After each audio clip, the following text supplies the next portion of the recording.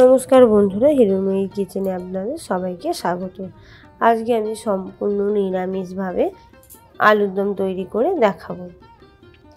প্রথমে একটি কড়া বসিয়ে তার মধ্যে 3 চামচ সাদা তেল দিয়ে দিলাম।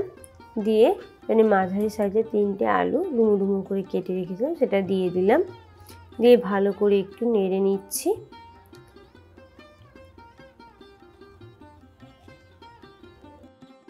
ভালো করে বা নাড়াচাড়া করে 2 মিনিটের জন্য চাপা দিয়ে দিলাম।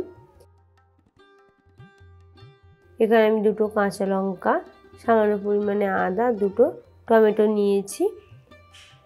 টমেটোটাকে আমি কেটে নিচ্ছি যাতে ভালোভাবে পেস্ট করা যায়, সেই জন্য।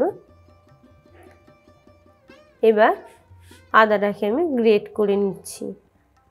এখানে আমি আদা গ্রেট করে নিচ্ছি, আপনারা চাইলে পাতলা পাতলা করে কেটেও নিতে পারেন। এবার এটি মিক্সির কৌটোর মধ্যে টমেটো, কাঁচা লঙ্কা, আদা দিয়ে দিলাম। দিয়ে একটি পেস্ট তৈরি করে নেব। পেস্ট তৈরি করা হয়ে গেছে। এবার 2 মিনিট পরে কড়ার চাপাটা খুলে নিচ্ছি। আগে থেকে কিন্তু আলুটা অনেকটাই সেদ্ধ হয়ে গেছে।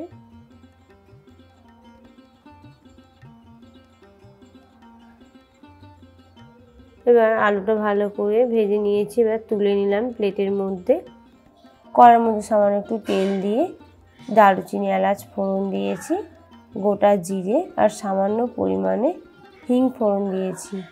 এদিকে 30 থেকে 40 সেকেন্ড মতো ভালো করে মশলাটাকে ভেজে নিচ্ছি।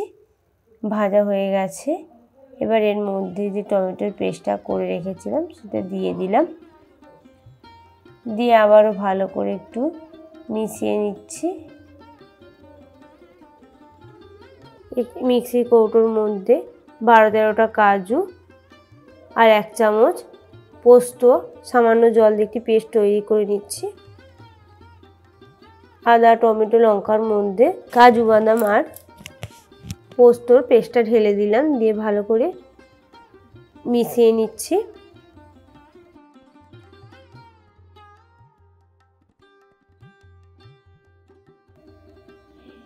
এবার 1/2 টিস্পুন ধনে গুঁড়ো, 1/2 টিস্পুন জিরে গুঁড়ো, 1/2 টিস্পুন হলুদ গুঁড়ো দিয়ে সমস্ত মশলা ভালো করে কষিয়ে নিচ্ছি।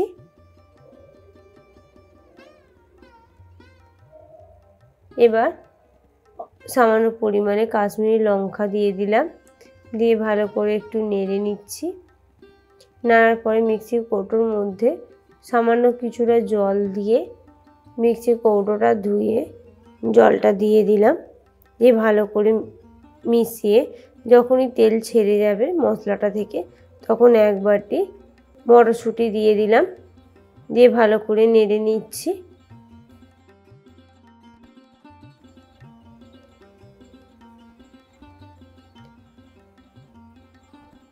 এবার আলু ভাজাগুলো দিয়ে দিলাম মশলার ওপরে।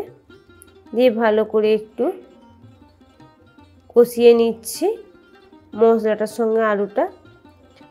আমার এই রেসিপিটি ভালো লাগলে লাইক, কমেন্ট এবং শেয়ার করবেন আর সাবস্ক্রাইব করে আমাদের পাশে থাকবেন।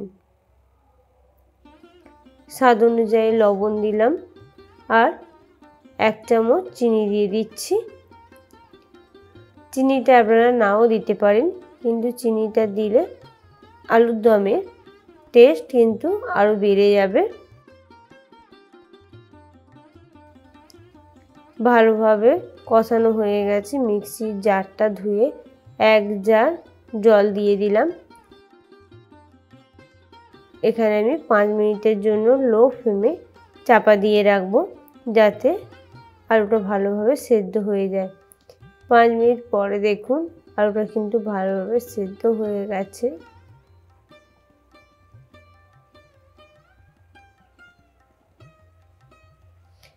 পাঁচ মিনিট পর চাপা খুলে ধনেপাতা দিয়ে দিলাম আর সামান্য গরম মশলার গুঁড়ো দিয়ে দিলাম। আপনারা চাইলে ধনেপাতাটা নাও দিতে পারেন। ভালো করে নেড়ে 1 মিনিটের জন্য চাপা দিয়ে দিলাম। 1 মিনিট পরে দেখুন গ্রেভিটা কিন্তু আগের থেকে অনেকটাই শুকনো হয়ে গেছে।